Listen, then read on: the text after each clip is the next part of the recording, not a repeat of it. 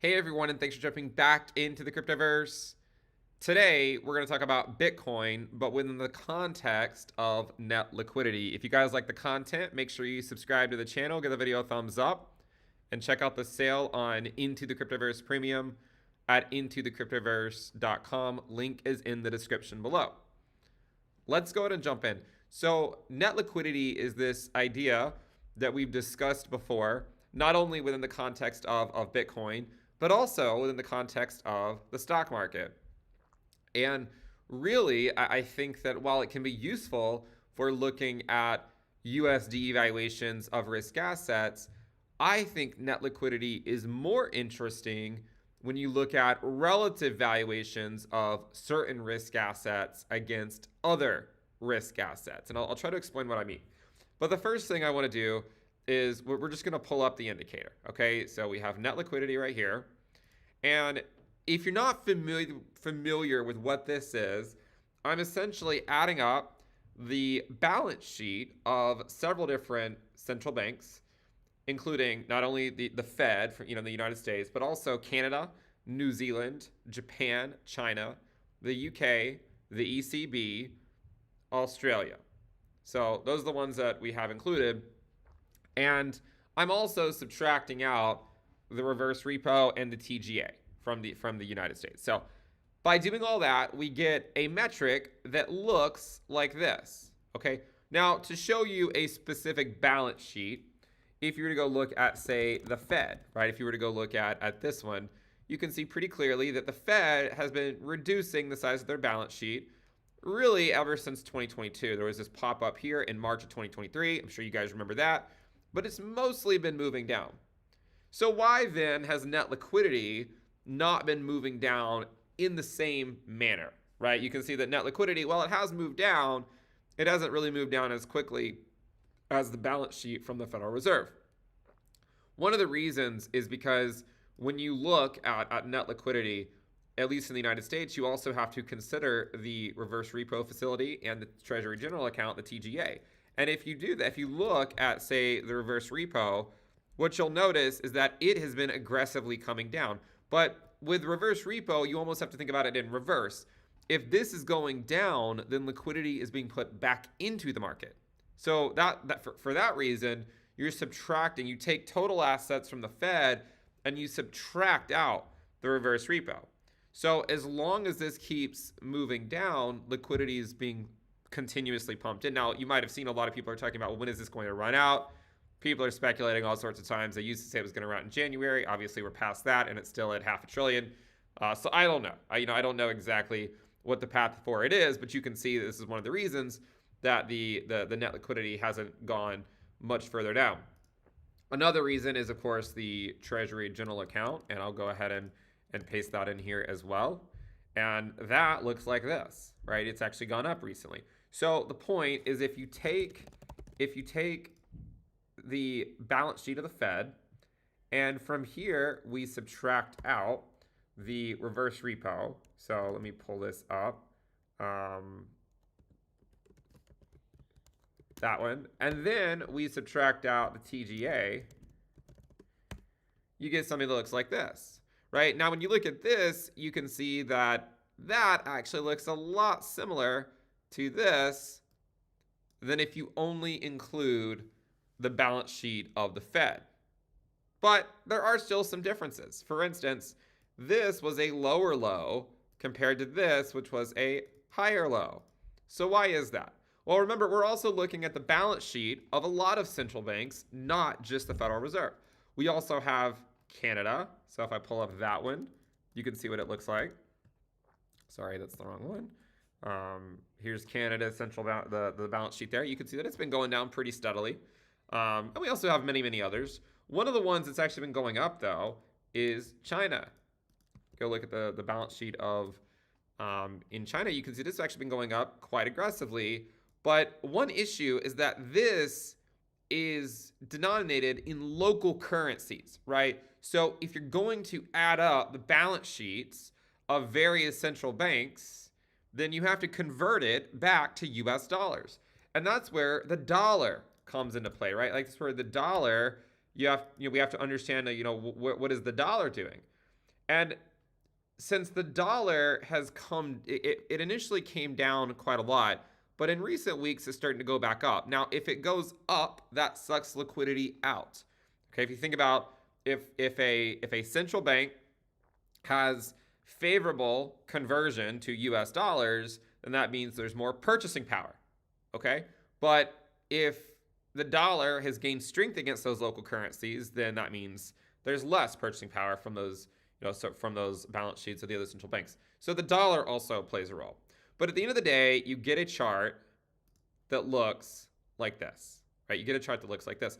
And for a long time during a business cycle, especially when the drop begins as net liquidity goes down, for a while, risk assets will track net liquidity, right? We can overlay this and see it pretty clearly, right? For a while, risk assets like Bitcoin, like the S&P, will track net liquidity. But every single cycle, eventually, what we've seen is there becomes a divergence between them, right? Where one will, the risk asset will diverge from net liquidity. And this is a reason why there's a lot of people that really dismiss the idea of net liquidity because of this divergence. I mean, of course, you could look at prior cycles and say, yeah, well, it does diverge at some point, but given enough time, the asset will tend to go back to that level. The problem is that can take years, right? And if you're counting on that as your investment thesis and that alone, then you could be, just simply waiting around for years, waiting to see if something actually plays out or not. It could be better visualized with, say, like the S&P 500 last cycle, right? I mean, if you look at what the S&P, let me switch this over to not a monthly time frame. So there's a little bit more resolution in it.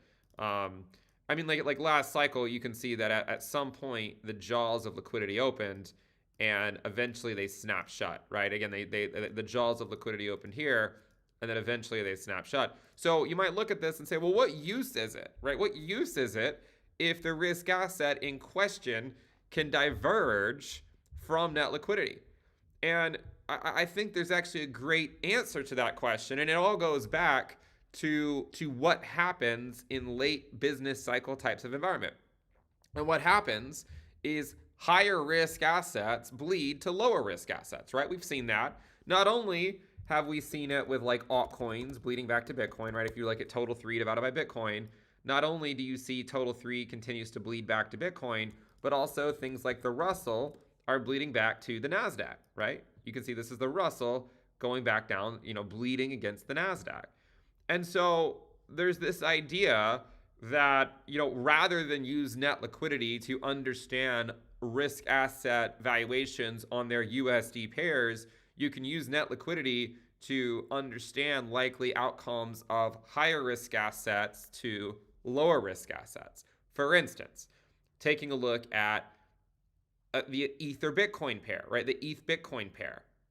Now, I do consider Bitcoin to be a safer investment than Ethereum. That doesn't mean that I'm not long-term optimistic about Ethereum's chances, but what I do mean is that the Ethereum valuation has been, and we've talked about it for years, and will likely continue to bleed back to Bitcoin until we go back to looser monetary policy. And when you look at the chart in this manner, it actually seems to line up a bit more closely, right? And maybe switch over the ETH chart to a line scale. And let me actually move this back so we can actually see, really what's going on here. What you'll notice, you see here how ETH Bitcoin kind of put in a slightly lower low. Same idea with net liquidity. Now remember, net liquidity has nothing to do with the ETH valuation, right? It's concerned about the balance sheet of the central bank's balance sheet. And also it does take into account the dollar. But you can see pretty clearly in a chart like this where net liquidity can be actually useful, because it shows you that a higher risk asset in the crypto space, Ethereum, has been bleeding to a lower risk asset, Bitcoin, right? And it's basically mimicking the net liquidity model, where you can see that as net liquidity goes down, so too does the ETH Bitcoin valuation. But Ethereum is by a long shot, not the riskiest asset in crypto. In fact, after Bitcoin, it's probably the safest one after Bitcoin, Bitcoin being the safest. Then Ethereum, then there's the altcoin market. Now, if you were to look at it through the lens of the altcoin market, let me pull it up over here. And again, if you look at total 3, just the USD valuation, it tends to line up better with net liquidity, but it's still not a perfect match. But what I would say is go look at total 3 minus the stable, minus USDT, and then divide that by Bitcoin. And when you do something like that, you get a chart that looks like this. And here you can see how it lines up a lot more closely. I mean, it's not perfect. I'm not trying to imply that it is, but here you can really see how altcoins are bleeding back to Bitcoin, right? This white line shows relative alt Bitcoin valuations. And you can see clearly how alt Bitcoin valuations are bleeding. And you can also see how net liquidity continues to go down. Now, all of this is important as an investor because if you are an investor and you like taking on risk, you always want to know where should you put your money to maximize your risk-adjusted returns. If you think about what's happened over the last couple of years, the Magnificent Seven in the S&P 500 is essentially the only reason why the S&P is even at new all-time highs, is because of these few stocks that have outperformed most of the rest of the market.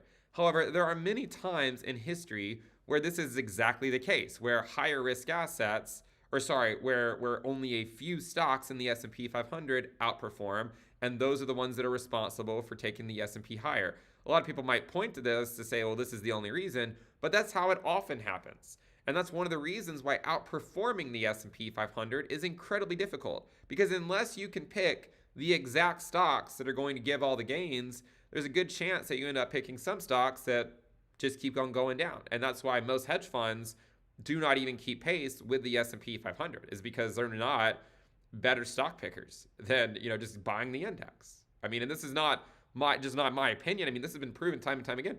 We've seen reports, at the end of fiscal years where it'll show you, how many hedge funds have actually outperformed the S&P that year, and it's always really few, right? And they have a lot of smart people at these hedge funds, and I'm sure trying to make all sorts of decisions. And there are some that do occasionally outperform, but even the ones that outperform for a while, they tend to not outperform for many, many years in a row. Again, every once in a while, you'll find one that does, but the problem is that most of them ultimately fail to even keep pace with the S&P 500. So my argument is that you can use this idea of net liquidity to better understand which types of assets are worth owning. For the last couple of years, I've reiterated many times that my crypto portfolio is basically just Bitcoin. And I have been very critical of alt Bitcoin pairs for a long time. I do want to remind people that there are always a few altcoins that outperform. And I congratulate anyone who's made a lot of money in the altcoin market, okay? A lot of altcoins have moved up off of their lows, and I'm not trying to diminish the risk that someone took on and then the reward that they received. I saw the exact same thing last cycle, and last cycle I was a lot heavier in the altcoin market than I am this cycle.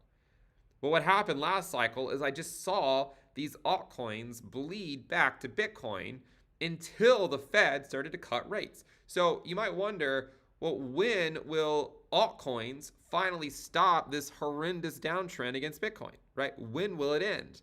And one way to view that is to simply look at interest rates, right? I mean, you could go look pretty clearly at interest rates and see right away that at least last cycle, if you look at last cycle and we pull up, say, total 3 divided by Bitcoin, the altcoin market against Bitcoin. Sorry, actually, let me pull it up. I want to pull it up the other way. I want to pull it up so that...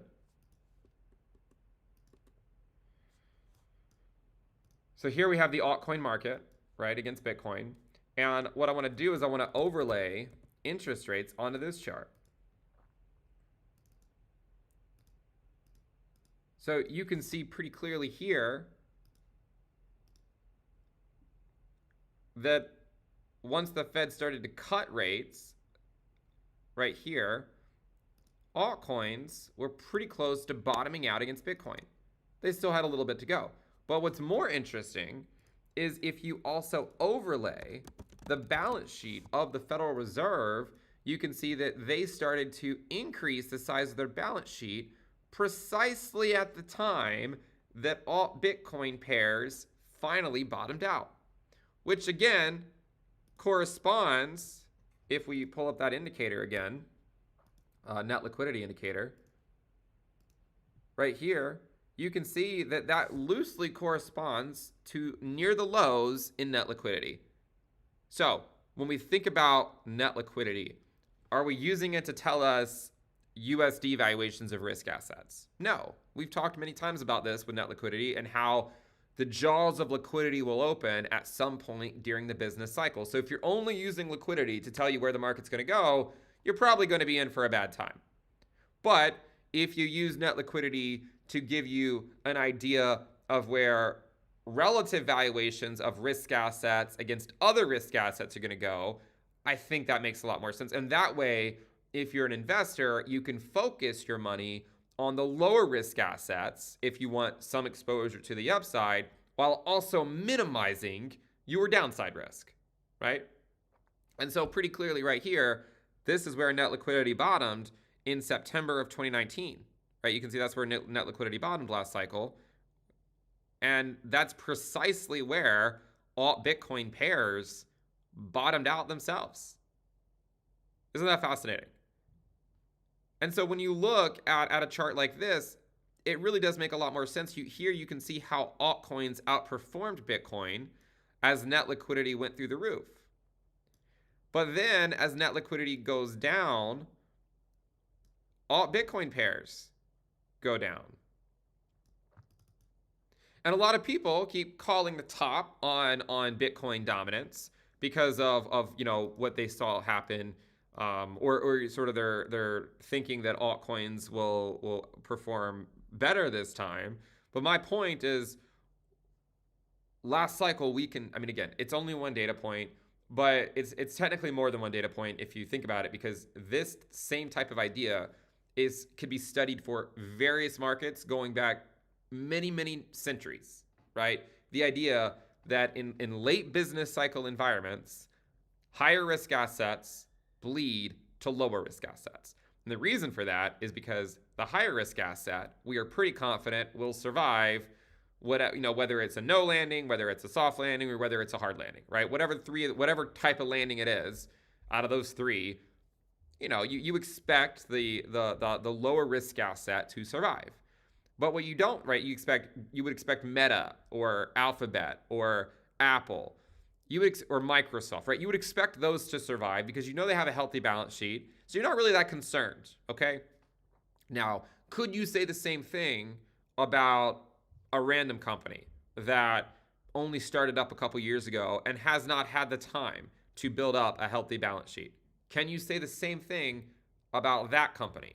And the problem is that we can't. But as investors that are seeking out risk, if you want to put your money somewhere, if you're seeking out yield, if you want to find a home for it, what a lot of people do is they go to the lower risk asset during quantitative tightening and during a late business cycle environment. Because two reasons. First of all, investors want to take risks, right? And they want to enjoy the upside. Second of all, they want to minimize their downside risk if there is a hard landing, right? Because if there's a hard landing, everything gets rinsed, but at least the lower risk stuff won't get rinsed as bad, and it'll probably be pretty quick to recover. So that's where we are, right? We continue to be in that type of environment where it's late business cycle. And what I mean by late business cycle is I just mean that in terms of interest rates, right? Like this yellow line, in terms of interest rates, like mid 2019 was late business cycle because it was just before the Fed started to cut. So that's what I mean by late business cycle, is we're sort of coming up on rate cuts at some point this year. We don't know exactly when that's going to be, and good chance right now that it's not even going to be in March. So if it's not going to be in March, then perhaps the next best time is May. And that would imply that Bitcoin dominance could continue to go up for a while. And when it comes to Bitcoin, we know that what it really likes to do, is it likes to sort of break risk. It likes to break all Bitcoin pairs down during rallies, right? So if it goes up, I mean, I already drew it out here, right? But if it goes up, then it breaks all Bitcoin pairs down. Or if it goes down, then it breaks all Bitcoin pairs down. But for a long time, it has just simply gone up during this late business cycle environment. And a lot of these altcoins simply bleed back to Bitcoin. And my argument is that we will likely see that shift on the other side of monetary policy when we get back to looser rates or looser monetary policy, lower rates. That trend will likely shift. But until that time, I think the status quo will remain unchanged. And so net liquidity, I think, is a great indicator to understand the current market cycle. I think people may go astray when they use it to tell them where USD valuations are going to go, when in reality, it's a much better tool for better understanding where the relative valuations of higher risk assets are going to go compared to lower risk assets. And so that is what I want to talk about today with net liquidity. Hopefully you guys found that useful. Again, if you guys like the content, make sure you subscribe, give the video a thumbs up, and again, check out the sale on Into the Cryptoverse Premium at intothecryptoverse.com. I'll see you guys next time. Bye.